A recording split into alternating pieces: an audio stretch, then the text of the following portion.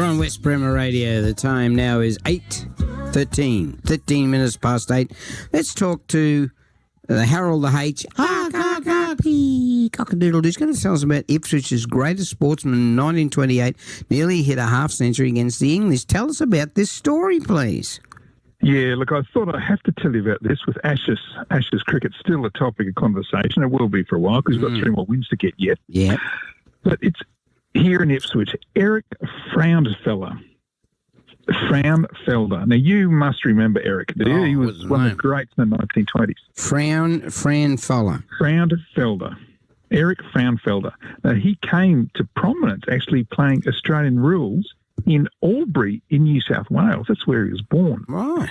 Because he went to the Christian Brothers College there, and Frauenfelder was captain of the Australian rules team there, which beat the best teams from Sydney and Melbourne. Wow. And he was 17 when he finished school, and he came here to Ipswich. Oh. And here, like, his athleticism was just dominant from the outset. As an amateur boxer, Frauenfelder won everything in his division, the lightweight division. Now, as a 20-year-old, in 1921 at the Brisbane Stadium, he won the lightweight boxing championship of Queensland. Wow.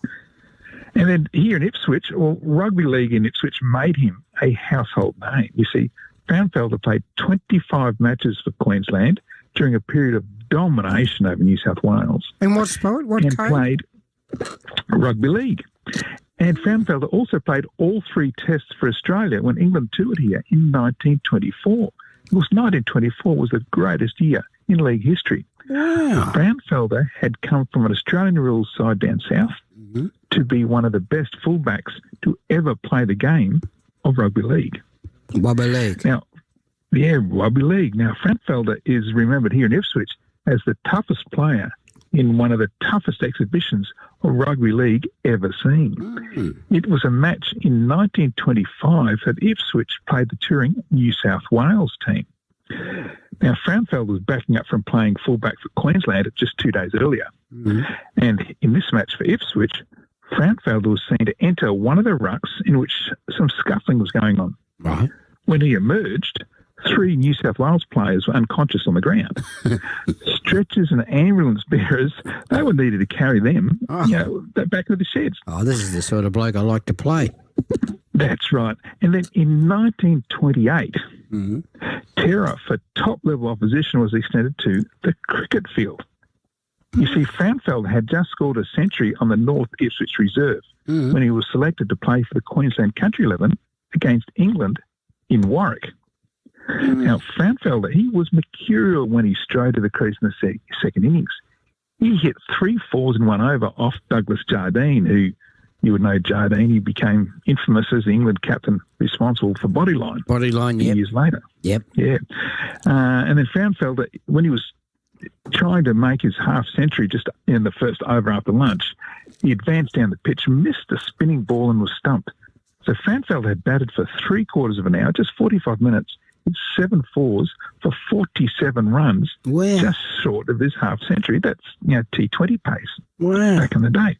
Now, it had taken 2 of England's all-time great cricketers to dismiss him. The bowler was Tetch Freeman, who remains the only man to take 300 wickets in the English season. And he still holds the record for most 5-wicket hauls in a first-class cricket. Wow. And then there was Les Ames. He's still the only wicket-keeper ever to score 100 first-class centuries. So Frauenfelder, England had to fight hard to get him out. And now, he was a phenomenal athlete, of course. I told you, as a boxer, he won everything in his division. He was a champion as an Australian rules player, and he was a good tennis player, a representative cricketer, of course, and one of the best rugby league fullbacks ever to play the game.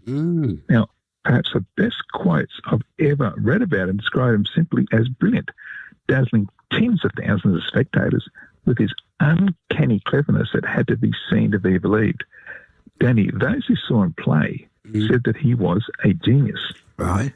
Now, Frauenfelder is perhaps the only person ever to terrorise England in not 1 but 2 top-tier sports, rugby league and cricket. So he's worth remembering. Now, he lived to be 92 years of age. Yeah. His last resting place is at the Nudgee Cemetery in Brisbane's north side. But there's just a regular plaque there, nothing to say that he was Ipswich's and maybe even Queensland's greatest ever all-round sportsman, and he whipped them in cricket as well. Isn't that sad, that we do forget these people? Oh, think of the enjoyment he gave, not only everyone at Ipswich, but Queensland. You ought to see the photos in the Queensland teams. He's there beside, like Dan Dempsey. He's another Ipswich great. Yeah, they named the Oval down here, Dan Dempsey. Exactly right. They were in the same teams, that same golden era of rugby league worldwide. And they were the best players right here in Ipswich. And Frauenfelder, he was the toughest of them all. I wish you'd learn to say it right. It's Wubba Leg. All right, so how can we see this story and any other stories? Yeah, look, you can go to my website, historyouthere.com. Historyouthere.com. He is Harold the H. Ark. He cock-a-doodle-doo. Your sister's listening too, I know. She loves the program. All right, mate, you have a lovely weekend. We'll talk to you next week. You too. See you then. Be happy now. That was a good yarn. And you again told it like a true storyteller. And that's what radio is, storytelling.